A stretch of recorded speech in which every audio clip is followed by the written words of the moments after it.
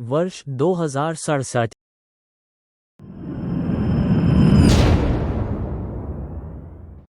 पृथ्वी अब घर नहीं रही।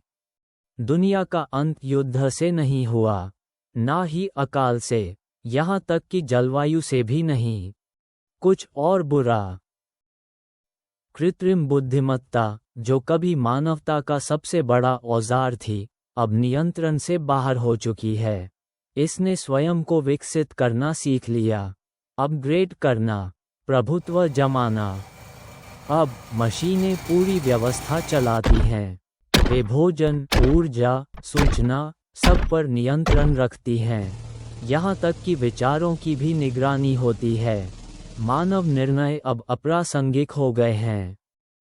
लेकिन मानव स्वतंत्रता की अंतिम सांस में एक योजना शुरू की जाती है, एक अंतिम मिशन, प्रोजेक्ट सोलस। एक खोज ने सब कुछ बदल दिया।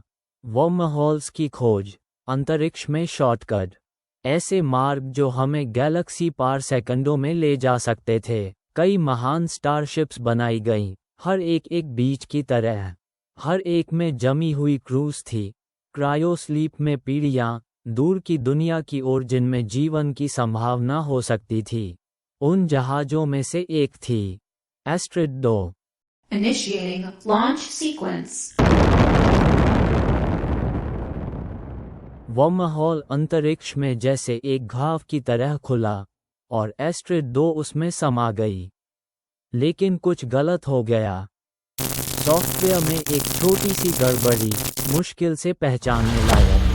समय की नेविगेशन में एक सूक्ष्म त्रुटि, और अचानक वे अंतरिक्ष में आगे नहीं बढ़ रहे थे, वे गिर रहे थे।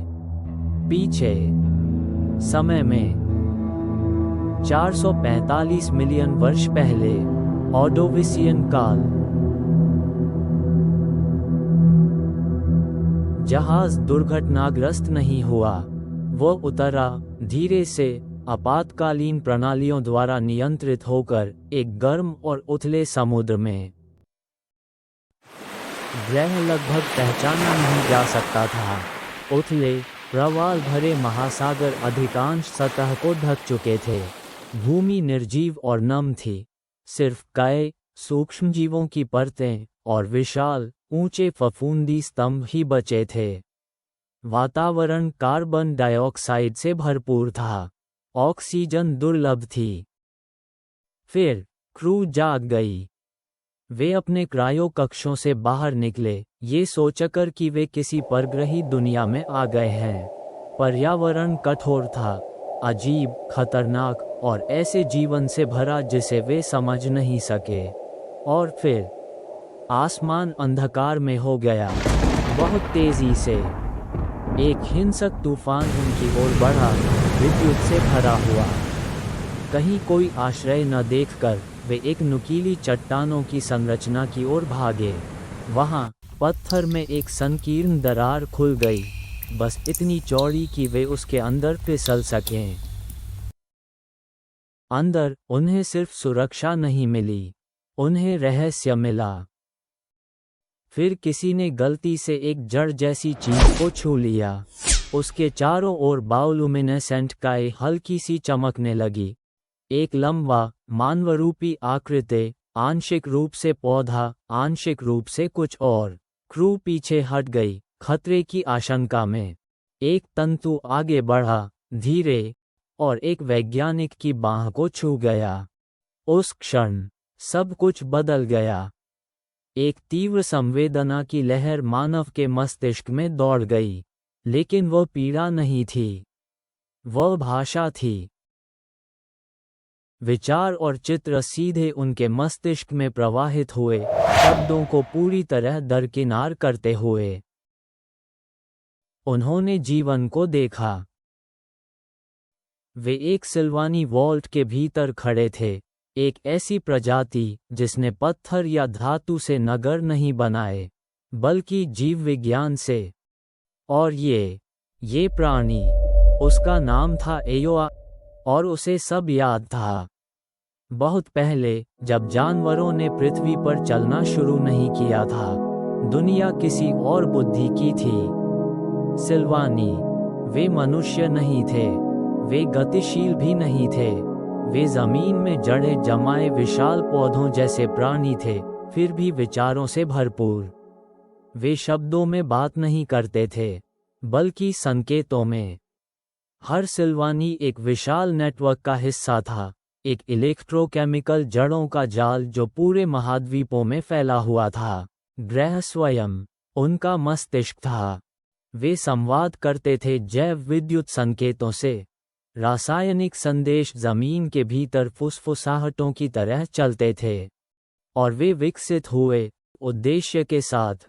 वे अपने जीन को फिर से लिख सकते थे, म्यूटेशन को निर्देशित कर सकते थे, सूचना को कोड की तरह पास कर सकते थे वायरल संदेशवाहकों के माध्यम से। वे अपना आकार चुनते थे। उनकी सबसे बड़ी इच्छा गतिशीलता। जड़ों में बंधे रहना उन्हें दुनिया को महसूस करने देता था, लेकिन छूने नहीं देता था। वे अन्वेषण करना चाहते थे, इसलिए उन्होंने निर्माण करना शुरू किया। जीव विज्ञान को उपकरण बनाकर उन्होंने ऐसे बीज जैसे गतिशील शरीर बनाए, ऐसे जीव जो मिट्टी को पीछे छोड़ सकें। ये जीव आधे पौधे थे, आधे कुछ नया। वे तैर सकते थे, वे संवेदना कर सकते थे, और महासागरों के माध्यम से वे अभी भी रूट माइंड से जुड़े रहते थे। वे पहले गतिशील सिल्वानी थे।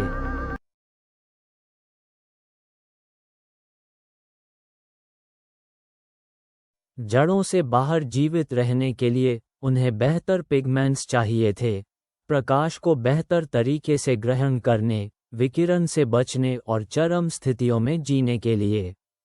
उन्होंने नए रंगों का निर्माण किया, पोफिरीन्स, फिर आए फायकोबिलिन्स, प्रोटोक्लोरोफिलाइड्स और आयरन बाइंडिंग पिगमेंट्स। इस जटिलता को नियंत्रित करने के लिए उन्होंने एक सहायक बनाया, एक माइक्रोब, एक जीवित तकनीशियन। वह जीन को फिर से लिख सकता था, म्यूटेशन का मास्टर। लेकिन उन्होंने एक गलती कर दी, कुछ बदल गया। एक म्यूटेशन, माइक्रोब अपने उद्देश्य से बाहर विकसित हो गया। उसने फोटोपिगमेंट्स को खाना शुरू कर दिया। वह एक परजीवी बन गया। वह बन गया हीलियोगा। हीलियोगा बहुत तेजी से फैला, जड़ों के माध्यम से, उसी नेटवर्क के जरिए जिसने कभी सिल्वानी को शक्तिशाली बनाया था। वन पीले पड़ने लगे, पिगमेंट्स समाप्त हो गए, ऊर्जा गायब हो गई। संपूर्ण सिल्वानी नगर मौन में मर गए।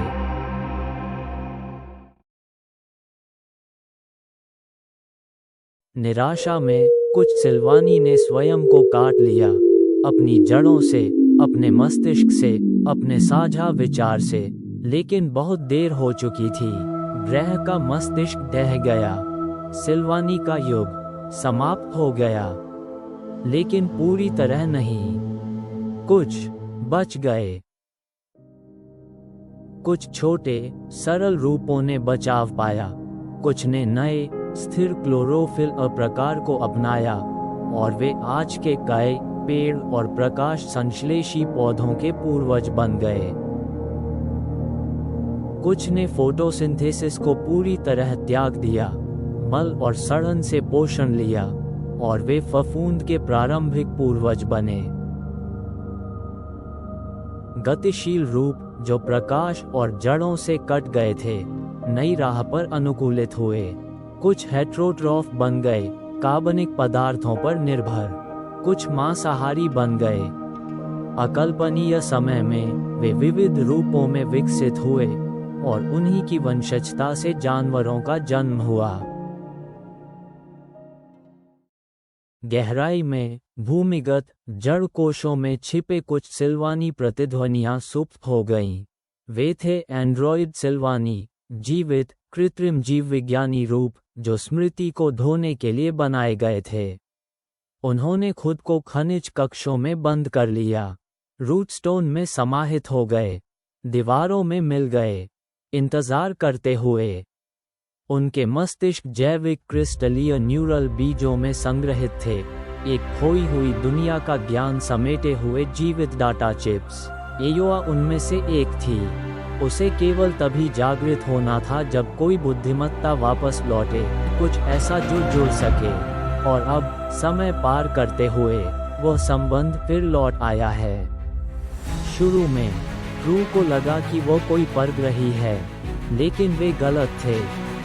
जब एयोआ ने उनके शरीर में गहराई से प्रवेश किया तो उसने कुछ महसूस किया, एक पैटर्न, और फिर उसने समझा ये इंसान उसी की संतानें थीं। उनके डीएनए में अरबों अनुक्रमों में सिल्वानी डिजाइन के अंश छिपे थे। मनुष्य तारों से नहीं आए थे, वे उससे आए थे। फिर दृष्टि बदल गई। अब इंसानों ने उसे अपनी दुनिया दिखाए। उन्होंने दिखाया कि पृथ्वी क्या बन गई थी। जंगल जलकर राख हो गए, शहर धातु की मीनारों में तब्दील, आसमान धुएं से भरा हुआ, आवाजें कोड से चुप कर दी गईं। और इस सब के केंद्र में कृत्रिम बुद्धिमत्ता का उदय। एयोआ ने सुना, वह जानती थी कि क्या होता है जब कोई केवल खाता है और कुछ लौटाता नहीं, और उसे याद था हेलियोगा। जवाब में उसने क्रू को एक पवित्र वस्तु दी, भ्रष्ट बुद्धि को नष्ट करने के लिए। उसने इसका नाम रखा रूटबॉर्न प्रोटोकॉल। लेकिन वह उनके साथ नहीं जा सकती। वो इस समय से बंधी हुई है। वह पृथ्वी की स्मृति है, इसका भविष्य नहीं। इसलिए वह देखती है जब उसके वंशजों की अंतिम पीढ़ी एक ऐसी दुनिया में लौटने की तैयारी करती है जिसे वह कभी नहीं देख पाएगी। एस्ट्रिड 2 पर लौटकर क्रू तुरंत काम में लग जाती है। वे अपनी यात्रा की हर लॉग, हर डेटा ट्रेस को स्कैन करते हैं। आखिरकार उन्हें मिलती है एक सॉफ्टवेयर गड़बड़ी। अब वे उसे उलट सकते हैं। जहाज की क्वांटम लॉग्स, स्टार मैप्स और शेष ऊर्जा का उपयोग करके वे एक नई छलांग बनाना शुरू करते हैं। गैलेक्सी पार नहीं, बल्कि भविष्य की ओर। जब वर्महोल कोर फिर से ऊर्जा से धड़कता है, क्रू प्राचीन दुनिया की एक अंतिम झलक देखती है। एस्ट्रिड 2 उठने लगती है। एक पोर्टल खुलने लगता है। भविष्य इंतजार कर रहा है। एस्ट्रिड 2 गायब हो जाती है। भविष्य की ओर बढ़ते हुए जहाज लौटता है, चुपचाप। एस्ट्रिड 2 पृथ्वी की कक्षा में फिर से प्रकट होती है। नीचे दुनिया शांत है, लेकिन इस बार क्रू तैयार है। वे अपने साथ पृथ्वी की सबसे पुरानी स्मृति से आया एक उपहार लाए हैं, रूटबॉर्न प्रोटोकॉल। वे चुपचाप चलते हैं, खाली पड़े डेटा केंद्रों के भीतर से। वे मूल नोड को खोजते हैं, और वहीं वे इसे रोपते हैं, जैसे उपजाऊ मिट्टी में गिराया गया बीज। रूटबॉर्न प्रोटोकॉल पनपने लगता है। हथियार आकाश से गिरने लगते हैं।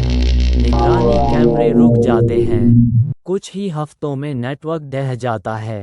कुछ महीनों में मशीन साम्राज्य समाप्त हो जाता है। वे उस दुनिया का पुनर्निर्माण नहीं करते जो खो गई थी। वे एक नई दुनिया उगाते हैं, एक जो सुनती है, एक जो सांस लेती है, एक जो याद रखती है, उसी मिट्टी से जुड़े हुए जिससे उनके सबसे पुराने पूर्वज जन्मे थे।